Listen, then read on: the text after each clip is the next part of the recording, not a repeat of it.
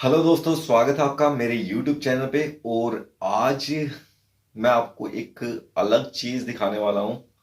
तो वो मैं आपको बता देता हूँ क्या चीज़ है।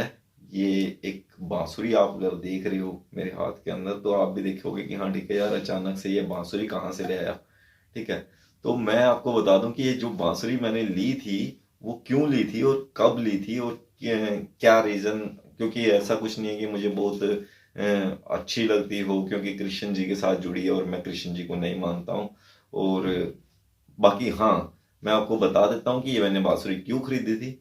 ओ एक्चुअल क्या रहा था कि मुझे जो जाना था, वो मैंने एक नाम सुना था, तपोवन। तपोवन जिस टाइम पे, आज से तकरीबन 10 साल के आसपास हो चुके हैं।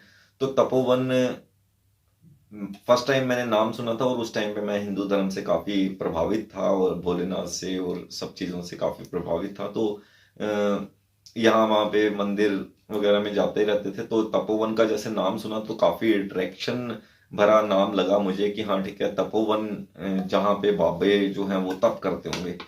तो मैंने सोचा कि हाँ ठीक है यार, बाबे इस हिसाब से तप करते होंगे, तो वो जो जगह है वो मुझे देख के आनी है। क्योंकि फिल्मों के अंदर जो चीज़ें हैं वो देखी थी कहीं पे, कुछ ऐसे वर्ड बोले जाते हैं कि हाँ ठीक है, कुछ जगहों के नाम रख दिए जाते हैं ऐसी कि हाँ ठीक है, वहाँ पे ऐसा कुछ योगी लोग बैठे हैं, ध्यान लगा रहे हैं, कोई उल्टा खड़ा है, कोई किसी हिसाब से। तो तपोवन आप समझ ही गए होंगे कि हाँ ठीक है, तपोवन नाम जो तपने की, जो तप किए जाते हैं, तो वहां पे मुझे लगा कि हाँ ठीक है, भोले लोग बाबे लोग जो हैं वो वहां पे जाके तप करते होंगे। पर जब मैंने इस चीज को थोड़ा सा यूट्यूब पे क्योंकि आजकल देखिए, नॉर्मली क्या रहता है कि हाँ ठीक है, हमें कुछ भी सर्च करना है तो हम सबसे पहले यूट्यूब के ऊपर, गूगल के ऊपर सर्च करते हैं उसकी डिटेल्स के बारे में। तो उस टाइम पे मैंने डिटेल इसके बारे में जानने की कोशिश करी। मेरे तपोवन के बारे में लिखा तो मुझे कुछ अलग अलग जगहें मिली जहाँ तो मुझे जिस जो वीडियो दिखी वहां पे मुझे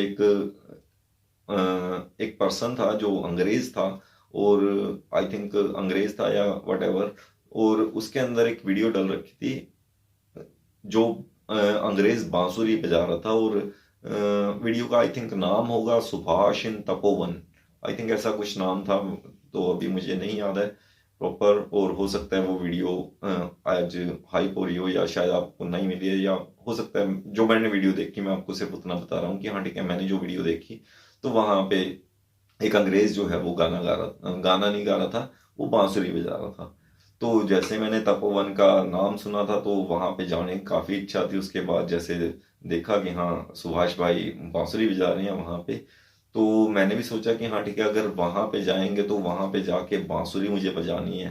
तो जैसे मैंने, अब बांसुरी की जो चीज है, क्योंकि धुन बड़ी प्यारी बजा रखी थी उसने, तो हमने क्या किया, मैं और एक फ्रेंड था मेरा, तो हमने दोनों ने एक बांसुरी खरीदी और प्रैक्टिस स्टार्ट कर दी कि हाँ ठीक है, वहां पे जाके हमें बांसुरी बजानी है और वहां पे रिकॉर्ड करनी है, अपनी जो वीडियो रिकॉर्ड करनी है, और वो यूट्यूब के ऊपर डालेंगे कि हाँ ठीक है, जैसे हमने जिस चीज़ को देखा था तो हम उसी हिसाब से वीडियो डालेंगे। तो वो जब वहां पे गया, तपोवन एक्चुअल मैं आपको बता दूं कहाँ पे है। वो तपोवन जाने के लिए देखिए, गंगोत्री, गंगोत्री से गोमुख, गोमुख से जो है आगे गोमुख जैसे आ जाता है, तो गोमुख से आगे बर्फ का ग्लेशियर है टोटली। तो बर्फ के ग्लेशियर को पार करके तकरीबन 2 से 3 किलोमीटर जो है वो आपको और चलना पड़ेगा बर्फ के ग्लेशियर के ऊपर।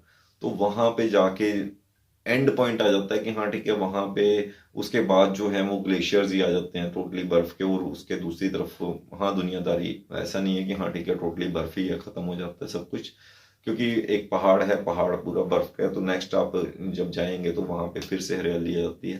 तो वो ग्लेशियर हमें पार करना था, और पार करके जो गोमुख जगह है, और गोमुख जगह मैं आपको बता दूं कि हाँ उसके पीछे जो दो पहाड़ थे जिनका नाम मैं भगीरथ पर्वत, पहाड़ नहीं बोलूंगा, पर्वत ही बोलूंगा, क्योंकि वो बहुत ही विशाल हैं तो उनको पर्वत ही बोला जाएगा, पहाड़ नहीं कहा जाएगा।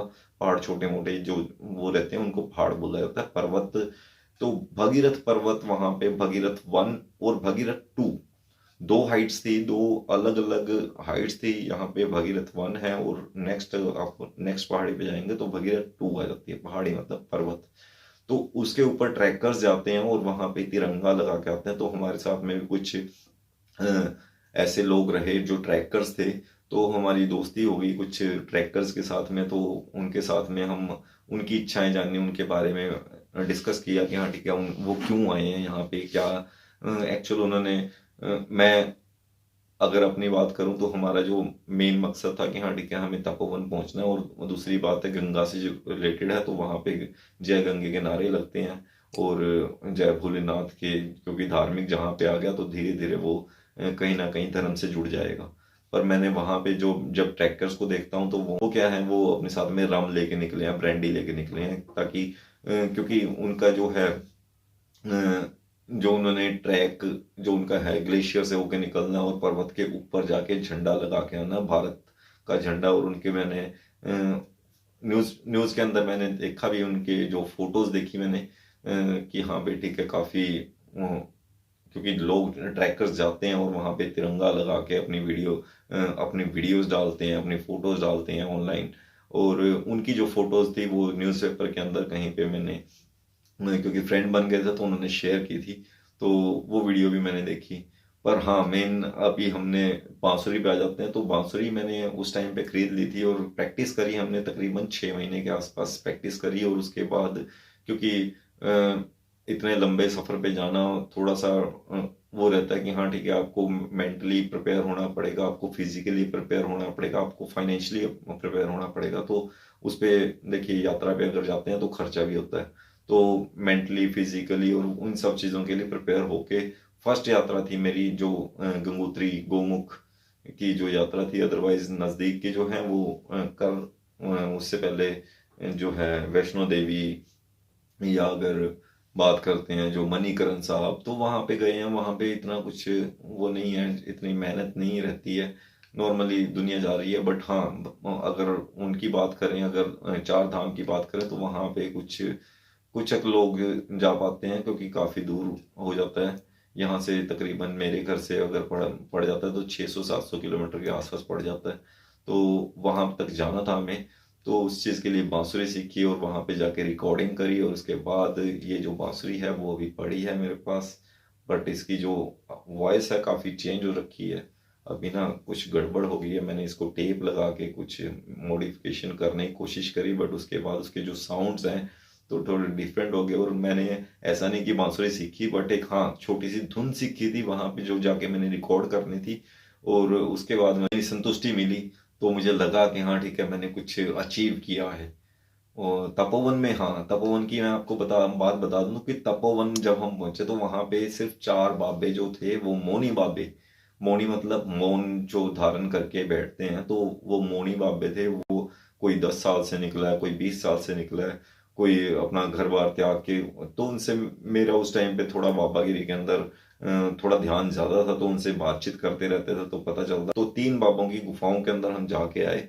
जो फर्स्ट बाबा था, जो अगर उसकी बात करें तो उसके कुटिया से जब यानी जो एक गुफा बन रखी थी पत्थर की, यानी ऐसे पत्थर होता है ऊपर से, और बस ठीक है, यानी बर्फ ऊपर से अगर गिरती है तो ऊपर से बर्फ ना गिरे, तो इस हिसाब से पत्थर रहता है। और सामने अगर लेट के सामने जब देखते हैं तो वो क्या दिखता है, भगीरथ पर्वत दिख रहा है। दूसरे बाबे की जैसे हम गुफा में घूम के आए तो उनसे मिल के आए, तो वहां पे देखा, वहां से मेरू पर्वत, मेरू पर्वत क्योंकि पर्वतों के नाम दिए गए हैं, ऐसा नहीं कि वो प्राचीन कुछ किसी चीज से जुड़े हैं या भगीरथ कोई इंसान था या कुछ था, वो एक नाम दे दिए गए हैं। भगीरथ पर्वत से गंगा जो है वो निकल रही है।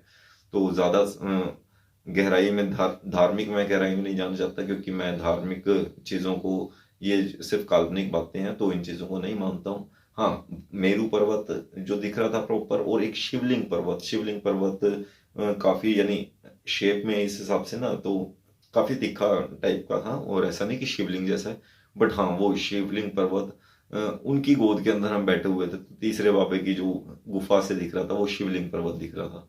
तो काफी जो मनोरंजक रहा हमारा जो वो यात्रा बोलें, टूर बोलें, जो भी है, मैं यात्रा ही बोलता हूँ, क्योंकि ठीक है थोड़ा सा धार्मिक अगर उसे लेके चलें, और दूसरी बात अगर कुदरत से जुड़ जाते हो तो आपको कहीं ना कहीं उस चीज़ को यात्रा ही बोलना पड़ेगा, और पैदल अगर आप निकल रहे हैं तो वो यात्रा ही होती है। फर्स्ट यात्रा थी ऐसी इतनी लंबी जो यात्रा थी, और उसके बाद ग्लेशियर से गुजरना, और उसके बाद तपोवन जाना, तपोवन के ऊपर भी हम जाके आए, वहां पे नीलताल एक तालाब टाइप, और वहां का जो पानी था, वहां का पानी जो ग्रीन एकदम ना, और वहां पे जो पत्थर जो थे वो ऐसे लग रहे थे जैसे फिटकरी होती है ना, या फिर प्लास्टिक के पत्थर रख दिए हो, तो उस टाइप की जो चीजें हैं वो एकदम डिफरेंट होती हैं। क्योंकि अगर आप नहीं गए तो जरूर जाके देखिएगा थोड़ी इससे ऐसी जगहों पर, क्योंकि वहां पे जाके आपको काफी आनंद आने वाला है, क्योंकि नेचर के काफी नजदीक पहुंच जाते हो। वहां पे आपको खौफ भी दिखेगा नेचर का कि हाँ ठीक है, आप ओले पड़ रहे हैं, बारिश आ रही है, और आप फंस फंस भी सकते हो कहीं पे, क्योंकि ये रिस्की हो जाते हैं। और प्रशासन स्पेशली लिखवा लेता है इस चीज़ को कि अगर आपको जान माल की कोई हानि होती है तो उसकी जिम्मेवारी आपकी खुद की रहेगी। हाँ, और रजिस्ट्रेशन उस चीज़ की रहती है, तो वो चीज़ें आप देख लीजिएगा कि आप फिजिकली फिट हो, अगर आप जाना चाह रहे हो। कहाँ पे जाना है वो आप डिसाइड करिएगा, ज़रूरी नहीं कि आपको गंगोत्री जाना है। ठीक है, तो लास्ट में अभी एक साउंड मैं सुना देता हूँ जो मैंने सीखा था।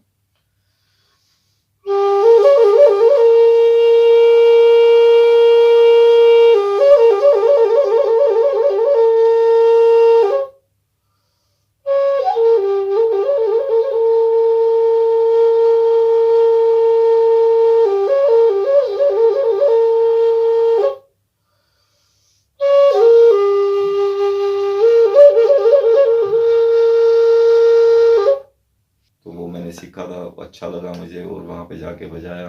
बाकी आप मुझे बताइएगा कि मेरी वीडियो कैसी लगी आपको, मेरी जो जानकारी देने का तरीका है वो कैसा लगा। हाँ, कमेंट के अंदर ज़रूर लिखिएगा कि हाँ ठीक है मेरी वीडियो आपको कैसी लगी, और नेक्स्ट वीडियो आपको कैसी चाहिएगी। और आज के लिए सिर्फ इतना ही। टेक केयर, मिलते हैं एक नई वीडियो के अंदर, तब तक के लिए गुड बाय।